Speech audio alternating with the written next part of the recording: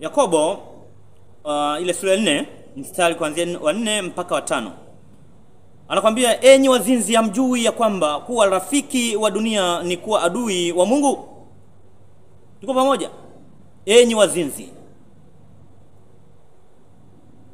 Mkishamaliza Ramadhani, guest, pombe, mziki,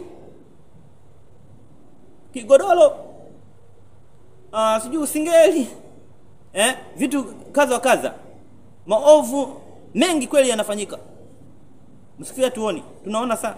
Anakwambia, enyi wazinzi, hamjui ya kwamba kuwa rafiki wa dunia ni kuwa adui wa Mungu? Basi kila atakaye kuwa rafiki wa dunia hujifanya kuwa adui wa Mungu. Twende 5. Au mwadhani ya kwamba maandiko yanasema bure, huyo roho akae ndani yenu hututamani kiasi cha kuona wivu? Ndio maana Mungu anajiita Mungu wa wivu. Huo Mungu ambaye ametupa roho, kwa sababu wewe una roho hapo. Alikupa roho, lakini pia akakupa na mwili, ndio huo mwili. Lakini kuna roho ambayo iko ndani huko, ambayo ilitoka kule mbinguni wakati unazaliwa wewe. Inaona wivu sana mambo unayofanya. Inatamani sana kwamba ungelifunuliwa ufahamu. Yaani roho inakutamani sana. Inatamani sana, lakini ndio hivyo. Ndio hivyo. Amina sana. Hebu tuje Petro wa pili. Tuje Petro wa pili. Tuje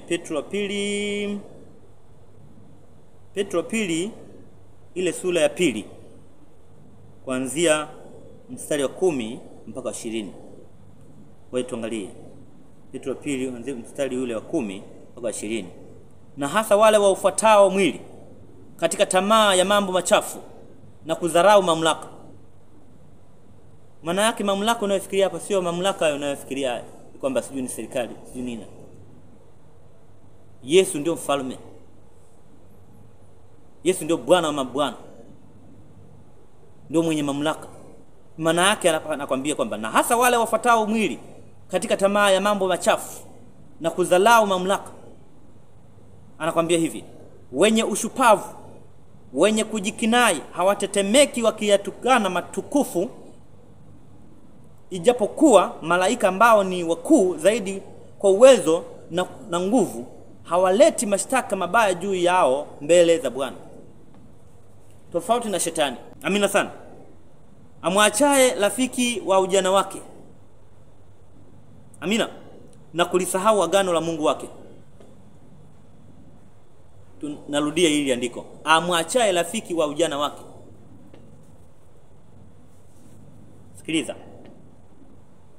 Wewe unayemwasema ala, unasema mimi namwangalia sana Musa, mimi Yesu huyu wa Nazareth simjui, mimi namjua Musa tu na Haruni wa Misri, nafuata agano la kale.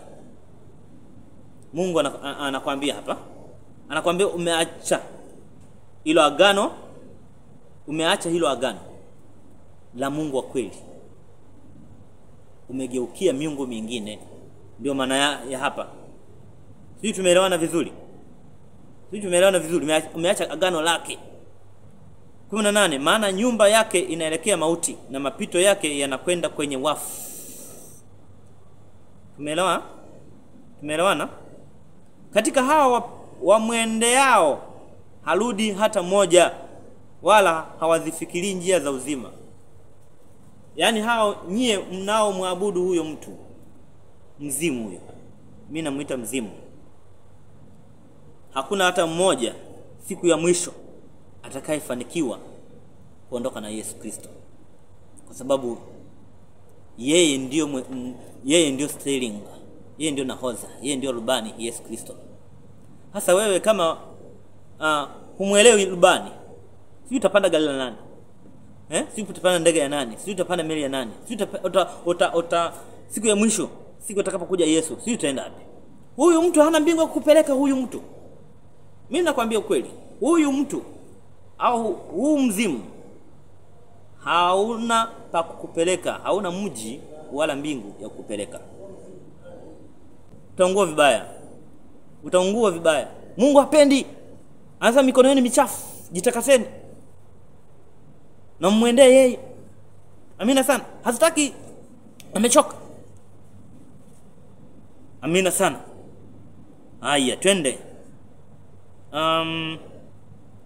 Sio mimi. Huyu ni Isaya. Agano la Kale. Amina sana.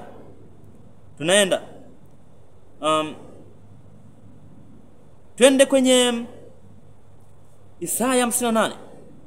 Isaya 58 kuanzia ile sura ya kwanza. Piga kelele. Kwa hiyo ninachokifanya hapa ni mimi napiga kelele. Kwa hiyo hata ukinichukia sio mimi, ni Mungu alimwambia Isaya piga kelele. Piga nini? Hapa nakwambia Isaya 58 mstari wa kwanza. Piga kelele, usiache. Na mimi nasema hivi, sitaacha. Anakwambia paza sauti yako kama tarumbeta. Na mimi nasema nitapiga tarumbeta. Sitaacha. Anakwambia uwahubiri watu wangu kosa lao. Lazima niwaambie kwamba hiyo dini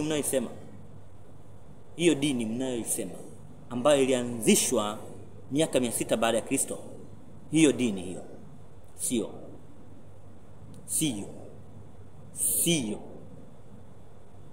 na Ukatoliki sio. Ondokeni watu wa Mungu huko, muokolewe. Funguka akili kwanza sasa hivi. Twende. Piga kelele, usiache. Paza sauti yako kama tarumbeta. Wahubiri watu wangu kosa lao, na nyumba ya Yakobo dhambi zao. Walakini wanitafuta kila siku, hupenda kujua njia zangu, kama vile taifa waliotenda haki, wasioacha sheria ya Mungu. Wao hutaka kwangu amri za haki, hufurahi kumkaribia Mungu. Husema, mbona tumefunga? Tunaelewana vizuri? Mbona tumefunga lakini huoni?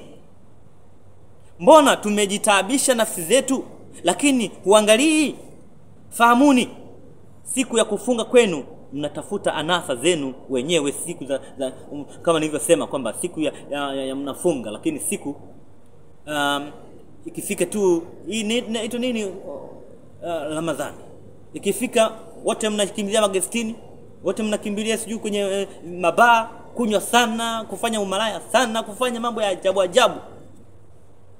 Anasa zenu. Anasa? Mungu hapa anawaambia wasioacha sheria ya Mungu, wao hutaka kwangu amri za haki. Yohana 10 mstari wa 30. Mstari wa 30 anasema hivi. Ninasoma kwa jina la Yesu. Anasema, mimi na Baba tu umoja. Mimi na Baba tu umoja. Anasema hivyo Yesu, lakini Wayahudi walichokifanya, wakaokota mawe tena ili wampige. Lakini ndio kweli, ndio mimi nakwambia hapa kwamba Yesu, yani Kristo ambaye Mungu alikaa ndani yake, anasema mimi na Baba tu wamoja. Kwa hiyo pasipo mimi huwezi kumuona Baba. Amina sana. Tupo pamoja. Utaelewa akili. Twende mdogo. Twende mdogo. Twende Matendo. Twende Matendo ya Mitume 3:14. Matendo ya Mitume ile 3:14.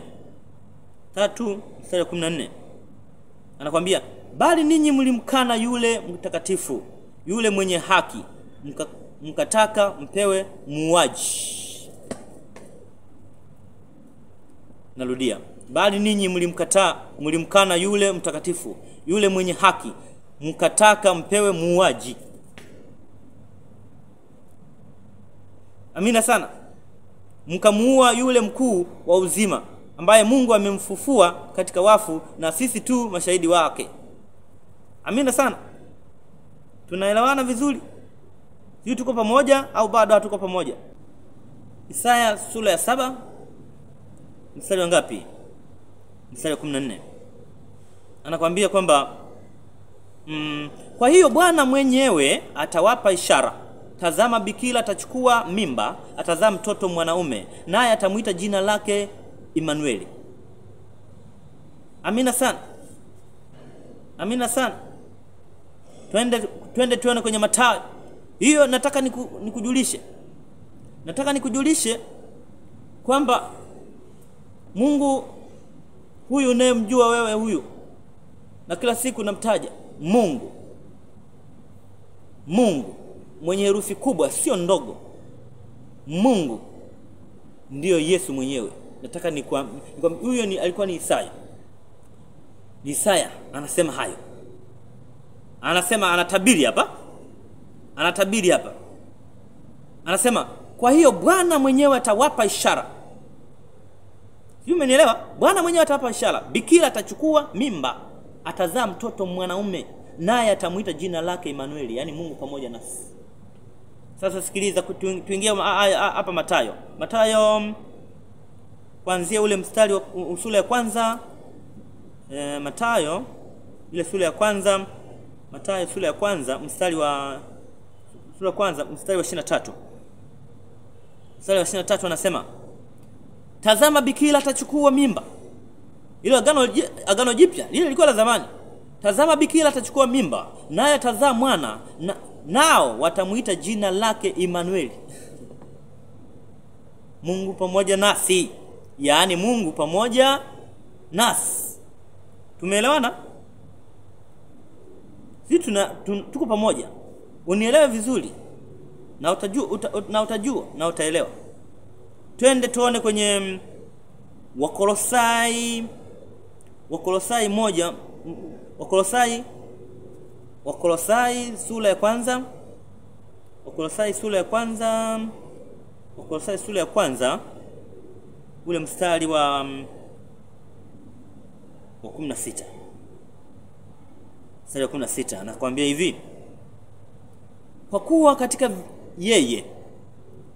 katika yeye vitu vyote viliumbwa, vilivyo mbinguni na vilivyo juu ya nchi, vinavyoonekana na visivyoonekana, ikiwa ni vitu vya enzi au usultani au enzi au mamlaka. Vitu vyote viliumbwa kwa njia yake na kwa ajili yake.